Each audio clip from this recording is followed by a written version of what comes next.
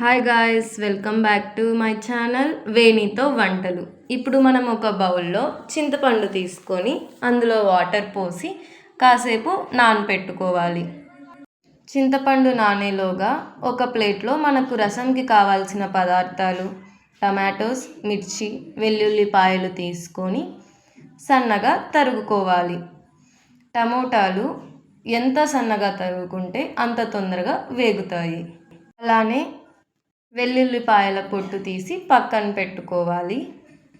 ఇప్పుడు ఒక బౌల్ తీసుకొని అందులో 2 to 3 table spoons of oil వేసుకోవాలి.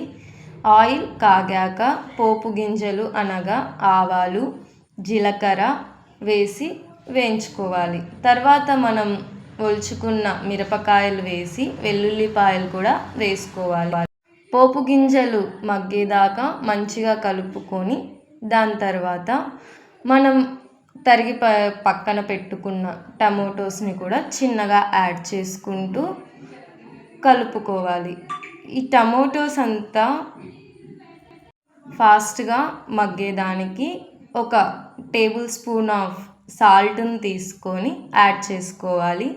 మరియు హాఫ్ టేబుల్ స్పూన్ ఆఫ్ పసుపుని కూడా యాడ్ చేసుకొని బౌల్లో వేసిన పదార్థాలన్నీ కలిసిపోయేలా చిన్నగా కలుపుకుంటూ టమోటాలని మగ్గనివ్వాలి. టమోటాలంతా మగ్గేదానికి మినిమం 5 to 6 minutes పడుతుంది. టమోటోస్ అంతా అలా మెత్తగా అయ్యాక పక్కన పెట్టుకొని స్టవ్ ఆఫ్ చేసుకోవాలి. ఇప్పుడు ఆ టమాటో పేస్ట్నంతా ఇంకొంచెం మెత్తగా అయ్యేలా రుబ్బుకోవాలి. మనం ముందుగా నానబెట్టుకున్న చింతపండు నుంచి రసం పక్కకు తీసి ఆ చింతపండు రసాన్ని టమోటో మిక్చర్లో యాడ్ చేసుకోవాలి. చింతపండు రసంలో తొక్కలు లేకుండా నీట్గా ఫిల్టర్ చేసుకోవాలి. ఇప్పుడు ఒక 2 టేబుల్ స్పూన్స్ ఆఫ్ రసం పౌడర్ని తీసుకొని యాడ్ చేసుకోవాలి. రసం పౌడర్ బాల్స్గా లేకోకుండా నీట్గా వాటర్లో కలిసిపోయేలా కలుపుకోవాలి. మొత్తం రసం పౌడర్ అంతా కలుపుకున్నాక 2 గ్లాసెస్ ఆఫ్ వాటర్ని తీసుకొని యాడ్ చేసుకోవాలి.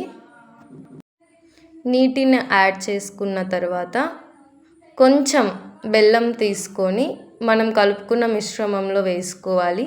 బెల్లం దేనికంటే ఏవైనా పదార్థాలు ఎక్కువ పడినా వాటి టేస్ట్ని సమంగా చేసేదానికి బెల్లం మనకు ఉపయోగపడుతుంది. ఒకవేళ మనకు బెల్లం అలవాటు లేదనుకుంటే వేయకపోయినా ఏం పర్వాలేదు. ఇప్పుడు ఆ మిశ్రమం అంతా వాటర్లో పూర్తిగా కరిగిపోయేలా చూసుకొని మళ్ళీ ఒక 5 to 7 minutes మనం స్టవ్ మీద పెట్టుకోవాలి.